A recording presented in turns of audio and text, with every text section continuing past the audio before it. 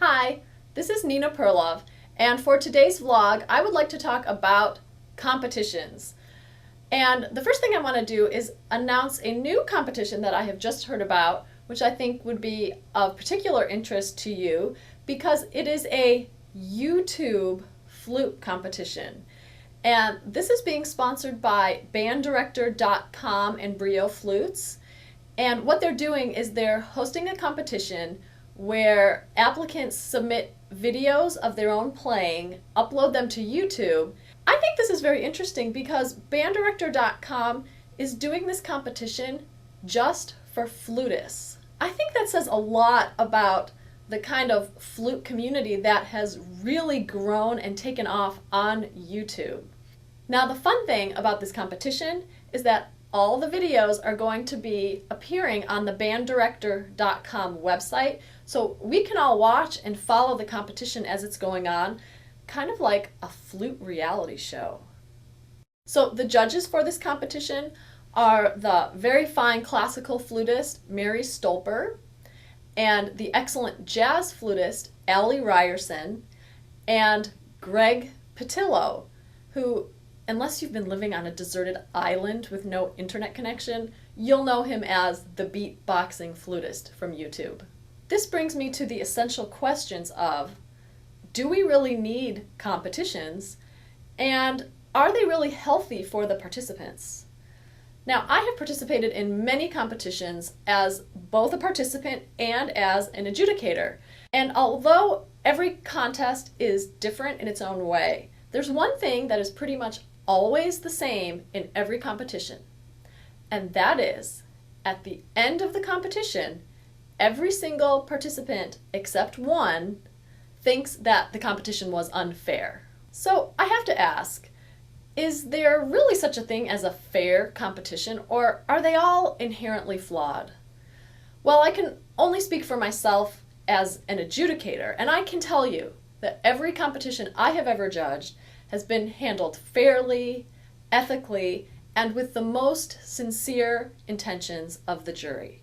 And I have to say, I think this is probably true of most competitions.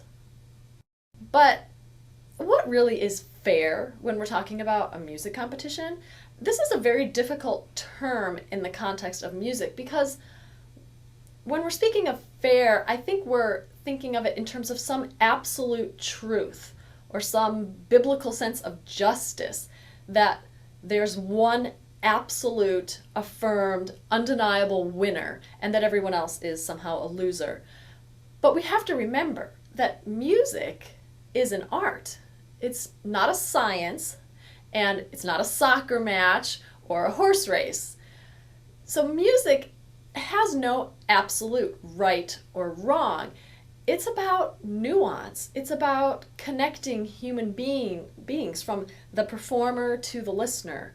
In fact, I really think that the whole construct of a music competition is a little bit awkward when it's applied to the arts.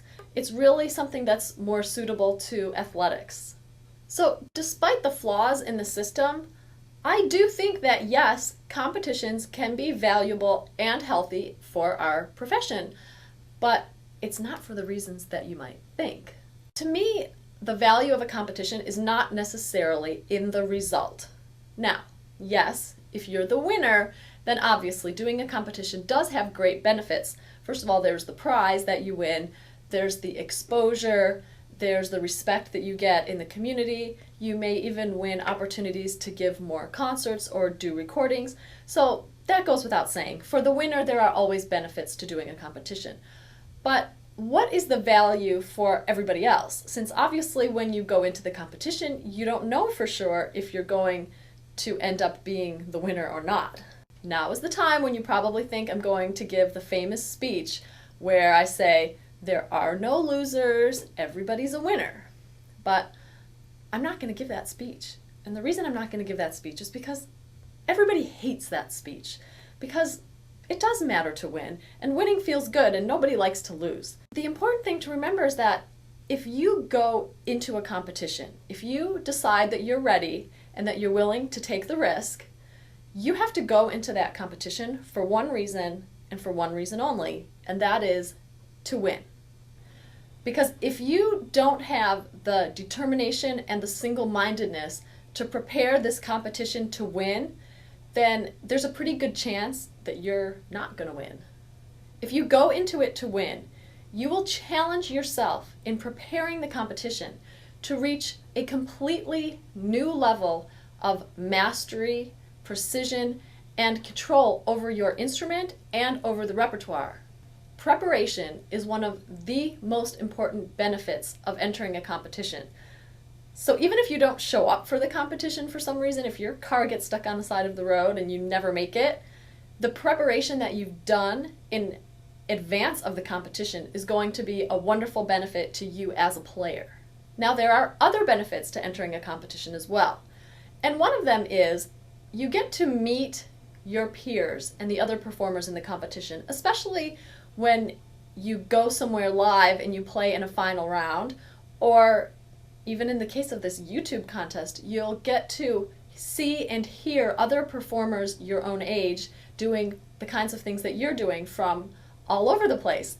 Over the years, I did many competitions, and the other contestants are people who I have become friends with over the years in many cases, and they're now teaching at universities around the world and playing in orchestras, and they are my colleagues and my peers. So it was a nice opportunity to find out who my colleagues were. Another benefit to doing competitions is that you get to meet, many times, the judges.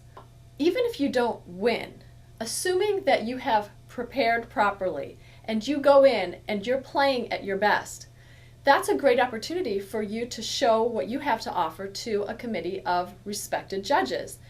And many times, even if you're not named the #1 winner of the entire competition, there may be one or two members of the jury who really liked what you were doing, and they'll remember you and know your name years later.